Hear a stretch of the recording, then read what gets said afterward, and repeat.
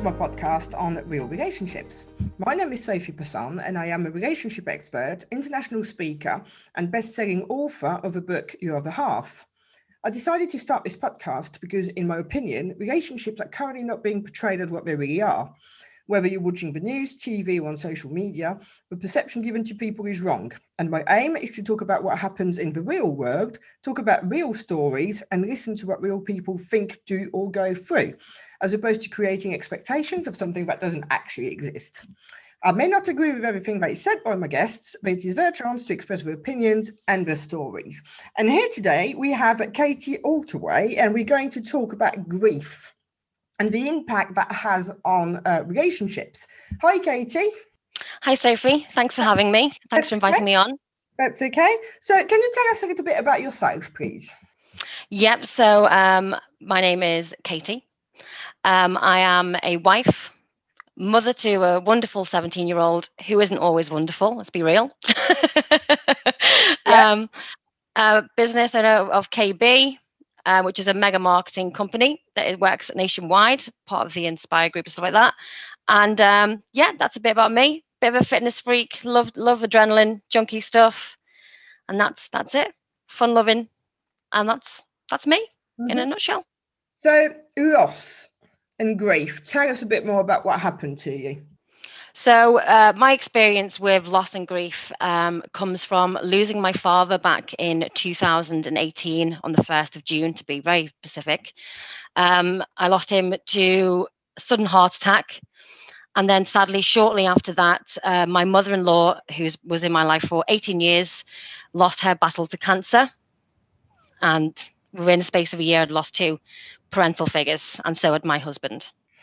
So obviously that's a stupid question, but how did you feel at the time? If I'm being really honest, angry, numb, alienated, and lonely. Even though someone else was going through it, I felt lonely, like it was just me in that moment. What I found, because unfortunately this year, back in February, me and my mum found my dad dead, which also was unexpected.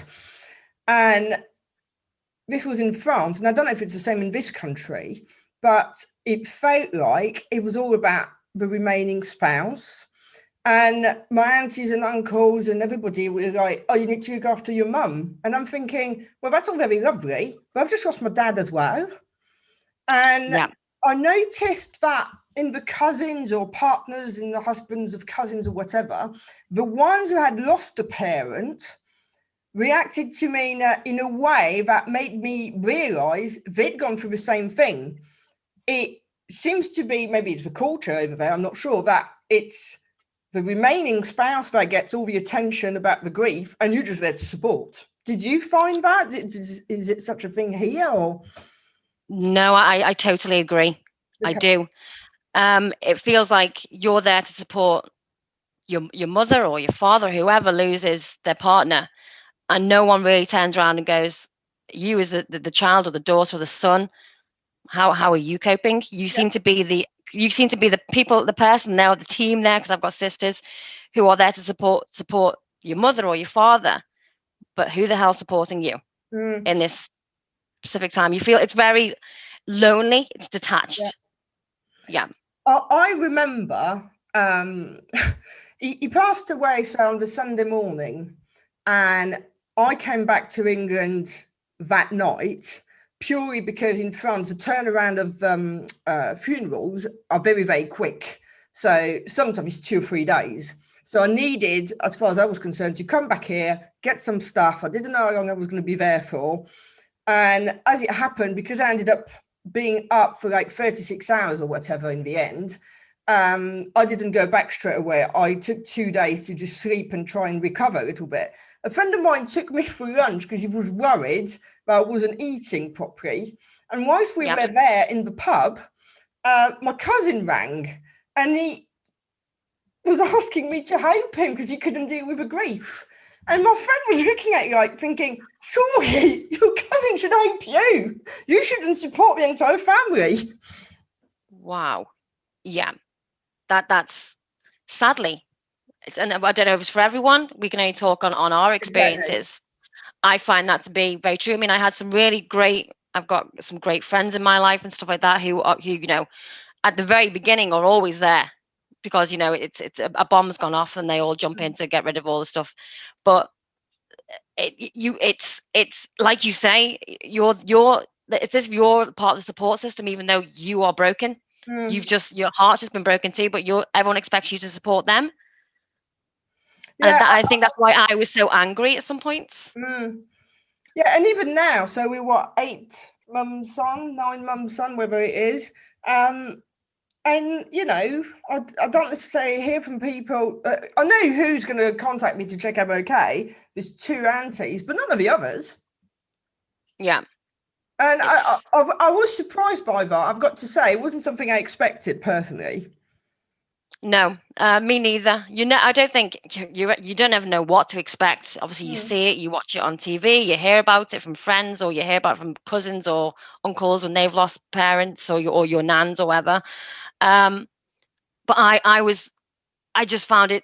I wouldn't say it's just the most strangest experience ever because it didn't play out the way you expect it to play out. No. If you lose your parent, because God Lord, if my daughter ever lost me, and I'll try my hardest that she doesn't young, but if she ever lost me, I would hope to God no one would be just focusing on my husband. They'd be focusing on how she was doing as well. Yeah, I agree. So would you say you're now in a place of acceptance, or? I would. I am 2 years on now, soon to move into the 3rd year. It's pathetic how you actually start counting it, and you do. It's very strange. I would say only now am I starting to accept it. I haven't 100% accepted that he's not here, but I'm now at the point where I'm no longer just playing in my mind that he's gone on a business trip or he's traveling somewhere, which is what I did in the beginning. He's just gone. He'll come back. And now I have to go, okay, he's not here. And you have to cope with that reality. So which is not easy to cope with. Coping mechanisms to just, in your head, just think, oh, you come back at some point. It's okay. Yeah, that was exactly mine. I couldn't sit in a room if someone spoke about him. If someone spoke about, how do you miss dad? I would literally feel like my skin was on fire. I'm like, oh, my dad's just gone away for a while. He's not, the dreaded words. And I still can't say the words this day. He's gone away. And that's it. It's weird, isn't it? Because I would say that I'm in complete acceptance. Because I just am. There's no, I just know it's happened. I've accepted that. It was the way it was supposed to be, and that's that. But that's not to say that whilst I'm in a place of acceptance that yes, he's gone, that I've accepted the death, if that makes sense. Yeah, totally. And also, and it's really strange, people, like you accepted certain aspects, and other people, grief is so different for everyone else, and this is something I've learned, that it's strange, and that's why I feel like it's a subject and a topic that needs to be spoke about more, because it's so different for everyone. You never know whether you're doing it right or not, or am I going through it properly. The 5 stages of grief that just isn't realistic. That doesn't happen. They don't always come, in a particular order anyway, and you go in between. I think for me, when I was just saying about this place of acceptance, I think for me, if there's such a thing, I would say it's acceptance versus the rawness of it. Because I've got a picture of him not far from where my laptop is, but I've noticed that I actually try not to look at that picture. And every now and again, my eyes catch it, I'm like, ugh. And I've got his pajamas and a couple of shirts and stuff. I cannot look at them. They are in a cupboard. I cannot go there. So I am accepting, but I'm raw. You're 100% raw. 100%. I mean, I'm on the 2nd year, and it's so strange how you say the 2nd year since losing them. I mean, I hate that sentence alone, but it's people expect you. It's been 8 months now. Come on, get on with it. It's not the way it works. It takes time. It takes a lot of time. Yeah. I don't think you can make that happen quicker. I think that the more you try and make it happen quicker than you should, the longer you're creating it for. Yeah. Makes sense. 100%. So did you feel the need for something like, for instance, counselling? I did. a lot of my friends would say you need counselling, you don't deal with it. If anyone talks about your dad, you sound like you're going to choke, which I did. You'd hear me just go, I'd clear my throat. That's all I'd do. And that was me just going, I'm not dealing with this. I'm just going to swallow it. And I was like, yeah, I will do. I'll look into it. And I haven't. But I know there's to a point shortly or soon with the next couple of months, especially being locked down, it being so you've got to think about it and deal with this stuff now, that I think counselling may be worth it in the new year. It depends what you want from it to a degree. I know that it's not something that worked for me, for instance, but it does help some people to just voice the pain. Yeah, definitely. I think it's different for everyone, isn't it? I mean, I've never been someone who has been to see a counsellor. I never have. I pretty much like to, I know my own mind to a degree. I tend to talk things out with myself more than anyone. But I think they help people. Would I 100% go to see a counsellor to deal with any, everlasting grief issues I've got? Maybe, maybe not. It really depends how I'm feeling at that time. Yeah. Or if there's areas that's affecting my life and I need to sort it out, then yeah. And I think it's quite interesting, isn't it? Because, as you say, when he first died, you were kind of looking for something to highlight whether you're doing it right or wrong. And yet you've just said we're all doing it differently anyway. Yeah, it's strange, isn't it? Yeah, because honestly, when my friends will go, I said, obviously, I'm going to feature on a podcast today because obviously talking about grief, I think, is a really important subject because not everyone does or likes to. And I was like, because when I first lost my dad, I was so numb. My little sister would cry all the time and still does, God bless her, because she's open and she can. And my big sister dealt with it her way. And I was like, I just won't speak to anyone. I will run. I will get off. I would rather I would go to the gym and spend 6 hours in there for no reason that I don't need to go to the gym for 6 hours to ignore it. And I just think I need to do a look online and see whether, like you do when you can't make an omelette. Do I have a look on? Is there a how to deal with this online, or is there anywhere I can go to speak to people about this that I don't have to speak, but I can learn? Does that make sense? I don't have to give my story. Well, I think it's reassurance. We want to be reassured that we're going through it the right way. I know that for me, this is going to sound a little bit morbid and horrible, but I've got a friend who's a mortician, and I just wanted to know the ins and outs of how it happens. Yeah. What we do with the body. And I don't know why, but I was obsessed with finding out. And once I knew, I was quite happy with it because, I don't know, in this country, there's more cremations than there are burials. And in France, burials and cremation, although maybe that's changing, but that's my idea of it anyway. And the idea for me to be lowered into the ground because in France, again, it's all cemented in. It's like, it's not into the earth. I just can't do that. That just freaks me out. And I think that's why to reassure myself that it'd be okay in there for one of the best. Yeah. No, I totally agree. See, my father got cremated, and so did my mother-in-law. And for me personally, I always say to my husband, this is really morbid. So I've got a best friend in Germany called Sharon. I've known her for like 10 years. And she has my death plan. So what I want, how I want it. And my husband has the same thing because I do not want to do things that I don't want, but I do not be put on the ground. No. And it's funny because I've done exactly the same thing. Since he's died, I've bought a wig and a funeral plan. And my mum's saying to me that, oh my God, you think you're going to die? And I'm like, no, it's not that I think I'm going to die. It's just that I know I'm going to die. I'm in a country, you don't speak the lingo, and I know you want me to be buried, and I don't want to, so I'm going to make sure that I'm not. Exactly. It's strange. And do you know what? I remember going to the funeral, do you call them parlors, funeral place? I went there, and when we were organising my dad's funeral, and I seen next to the reception, it was like plans for when you die, and I was like, wow, we British really do plan everything to the point. So I was like, that's not bad. Like, $2,000. Then I know my husband hasn't got to pay for it. And these are all the things I'd never thought about before my dad died, because it makes, I think, what it did for me, it shook my mortality. Yeah. And it did. And that was what was quite funny, because my mother, who with all due respect, has got cancer, is nearly 75, should be the one really who kind of organises that. Because one of the things when my dad died, we're like, what does he want? We didn't know, because Yeah. you Yeah. don't talk about these things. And as I was trying to find out about her, well, I didn't want to say you're going to go before me, but I kind of wanted to know, because I'm an only child. How am I going to know what she wants to wear or whatever? So Yeah. I raised it again. And what was really interesting is that my dad's sister has gone through exactly the same process as me, because he's died. She's got herself a funeral plan.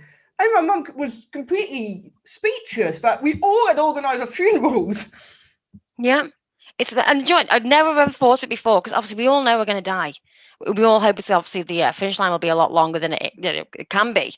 But I've never ever, I've always said to a friend, yeah, play this song at my funeral, and do this, as messing around when we've had a few drinks and we just get a bit morbid. Yeah. But I actually, when I was in that funeral plan, because I just thought, wow, you don't realize how much all this costs. You think you don't know who you're leaving this financial nightmare to after a huge loss.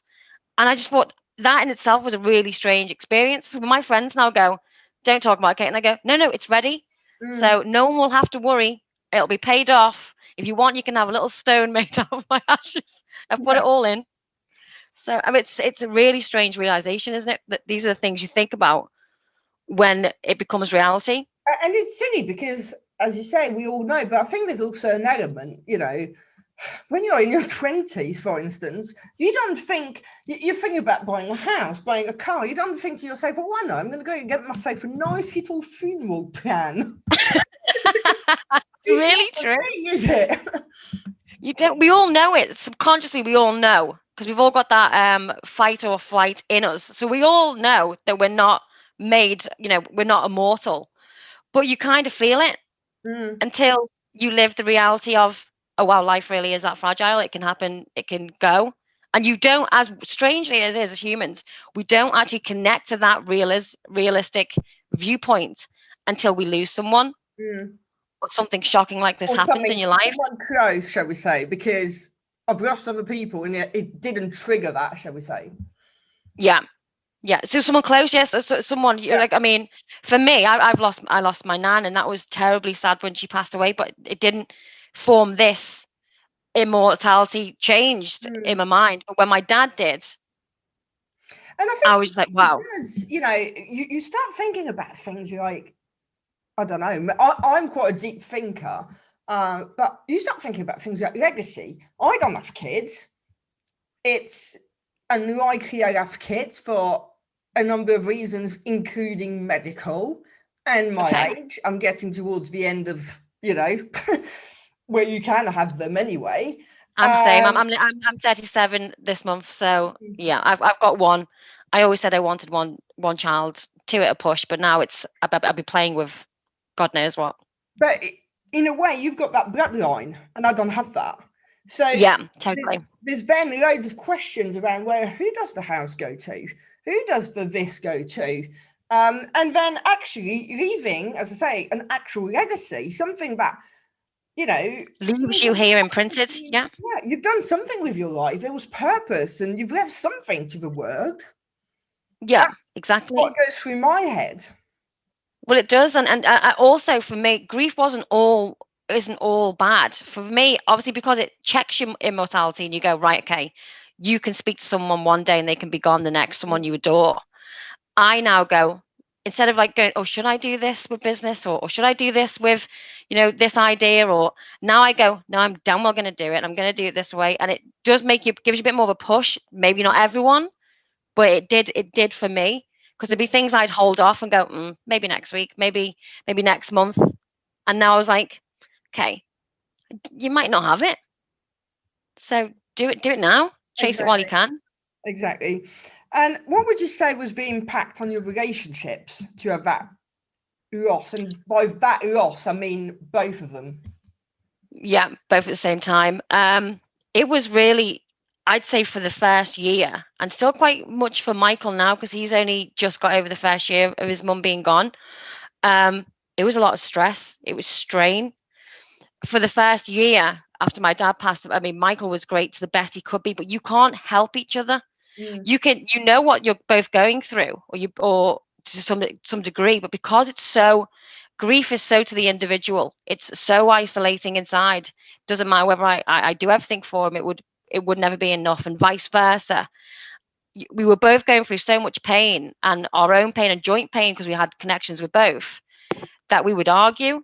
We wouldn't speak sometimes. I wouldn't eat. I wouldn't talk about it. And he'd beg, let's talk about how you're feeling. And I didn't want to. I was angry at him because he didn't understand. And it did. And I think once we came to, because we went through my dad passing away, and then we had to look after Eileen, my mother-in-law, till the very end, all the way, as you do.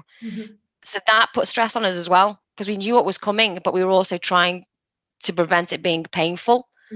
So it did. I think it causes a lot of it's selfish. Grief is selfish. That's only one thing I'll say. It's a selfish emotion you go through, and it's hard to support each other.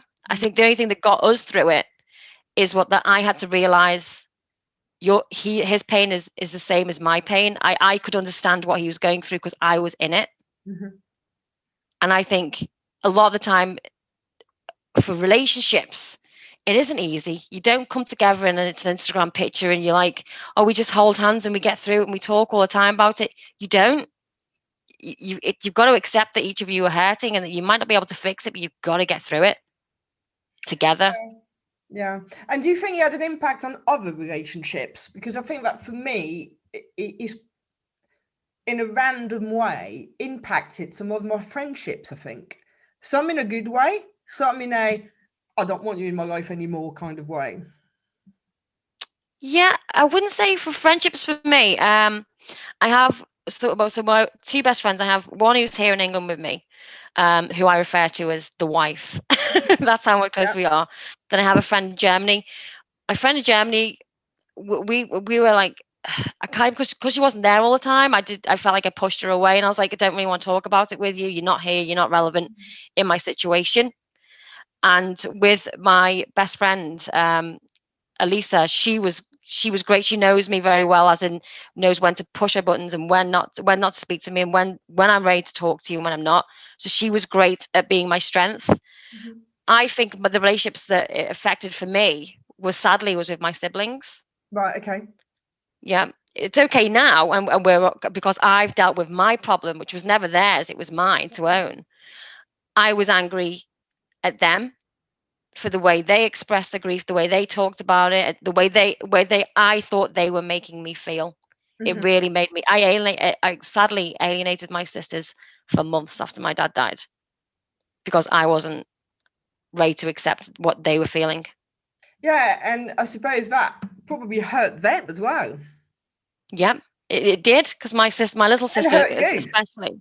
Yeah, it did, because mine was run, don't deal with it, just run from it. And every time my sister would say how she was feeling, I was angry. I was like, oh, I don't want to hear how you're feeling, and I don't want to speak to you about it, and you're making it about you. And that's how I was. Yeah. It felt like it wasn't even a jealousy thing. It was just like, stop talking about my dad. Yeah. It was very, very strange, and it did put strain on my sisters. And you've got, the inverted brackets for the benefit of time, because it's now been a couple of years. But what do you say? Yeah. How would you say, sorry, actually pulls you through now? What pulls me through? I think now what pulls me through is, and for me, it's my dad's legacy. And it's something that I had to teach myself, that I know, and I know exactly what my father would say and what he would do to me. And at the beginning, I used to be like, oh, Dad, if you think I'm being weak for crying, I don't care. You left me. I was very angry. And now I go, I am Malcolm Holtaway's daughter, and he would do anything for me. And when I met him, he used to smile. And when he was my father, his parents were gone. They'd already passed. I never met them. And he was the most happy-going worker, do whatever he wants, say hi to everyone on the street. He never made you feel his pain. Yeah. Or he never should. And I thought, if my father can do it, I'm made of his DNA, and that's what gets me through. And actually, as you were talking, it made me think of something, which obviously we've mentioned funeral plans and stuff, but I think for me, the one thing that we didn't think about in advance because my dad was very, how can I put this, security conscious, for one of the better terms. So everything was hidden. And finding things like checkbooks, or anything, actually, some of it took 6 months. It was like a treasure hunt. One of my uncle thinks a bit like him, so we were putting him in the situation like, where would you put this then? But then it's not just that, it's the passwords. It's my dad was still working, he was a doctor. So the next day was trying to, how do we contact his customers to say he ain't gonna rock up? It was all of these things. And I think that if anything else, for anybody, make sure somewhere there is something that says what your passwords are. And organize your stuff before you go, even if you're only 30 or 40 or 50, 60, whatever, because it's been such a mess to sort out. And that's made it worse in terms of the grief. Yeah, 100%. I mean, I could say personally myself, I mean, I have only just now, and this sounds terrible, I'm 37 and I have a 17-year-old. I've now looked into life insurance and into writing a will, because my father never left a will, which my mother will probably be quite annoyed that I noticed that, but he never left a will. My dad used to always say, and he lived and died by it, obviously, there's no pockets in a shroud. You can't take it with you, so don't worry about it. And I always laughed and thought, do you know what, at least you lived to that motto till the absolute end. But I think I don't want that. I want, I'm not talking about assets or stuff, because she can have anything I ever had money wise. That doesn't bother me. For me, is it's even just a message or anything that, you know, just something. So there's some kind of it sounds terrible, closure, especially if they go suddenly. Yeah, and I think for me, one other thing, that was when my first nan died. The second one's still alive. And I had mentioned this to her, like, to the alive one, because when my first nan went, which was only 7 years ago, it was quite a large number of kids and grandkids and stuff. But it would have been nice if she'd said, oh, I want Sophie to have this, and I want whoever to have that, and give a personal item that would remind us of her, but to her to choose it, sort of thing. And I said that to my nan, the one that was still alive, and she didn't understand that at all. She said, oh, just, what do you want? Take it now. I'm like, no, it's not like that. It's more about feeling that you prepared it, sort of thing, you know? She's already, like, she's given my dad a bracelet that, you know, he bought her with his first wage or something. So that's gone back to me now, but it's not what I mean. I would have liked something that was picked with me in mind. It's silly, isn't it? No, it's not. It makes complete sense, because I remember when my nan passed, and my nan had lots of jewelry, nothing like majorly expensive jewelry, but little trinkets that that nan would always wear. And when it was the day of her funeral, I remember there being a box of jewelry on the side in my auntie's kitchen, and they were just saying, you wear this and you put that on, and and I thought, that's really disconnected stuff for me, because I think with jewelry, and I've got a massive thing, I won't even buy secondhand jewelry without getting it cleansed, because I think you attach emotions to certain pieces of jewelry.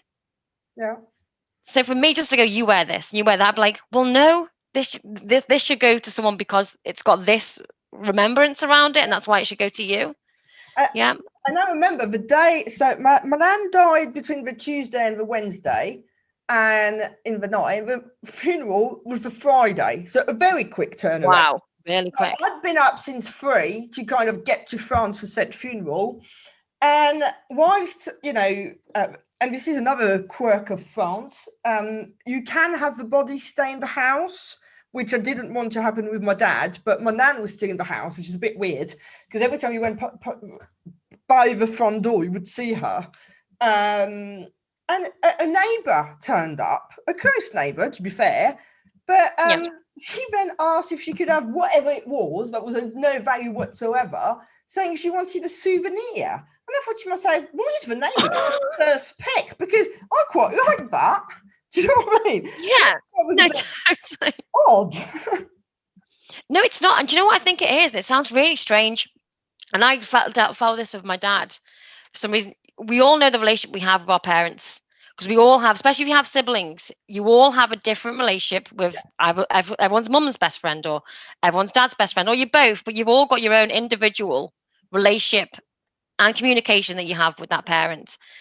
And when my dad passed, oh, this is like totally different. I used to get annoyed because I'm like, I feel like I'm having to validate the communication and the love and the stuff I have with my dad, and you're disregarding it. Mm-hmm. So it makes sense, because that's what I mean when you say, why should you get this? Yeah. Because they haven't said so. And I felt like this, and it was when they were giving tools away that belonged to dad, which mum didn't want to do, God bless her. It took her a year to do it. And my brother, she wanted to give tools to my brother. And I remember my little sister going, why should he have it? Mm. So it makes sense, really. You think about it. You know, why should a stranger have it? That's why people should say, this is for you. This is for, my niece. No, I agree. Would you say you've got any regrets? With my dad? Yeah. No, I have unrealistic regrets that I've made up in my head, such as when I spoke to him on the phone. We're literally within half an hour before they were sadly resuscitating him. Mm-hmm. I wish I'd known. Yeah. And I was annoyed because I was so close to my dad. And honestly, my dad and my husband will always laugh. I go, you'll never match my father or measure up to him, because he was Lord for me. So, and I was annoyed that if I've got this connection with you, why didn't I just go to you right away? Why did I go and sit and have a coffee? Why did I not know? They're the regrets I have. Why didn't I just get to you right there and then? And these are made up regrets, because how would I know? I'm not a witch doctor. So. And likewise, I think I do have some regrets, more in the sense of like, how can I explain this? It wasn't really clear what he died of. And in France, I mean, they put something, but he is probably that. But he had become tired.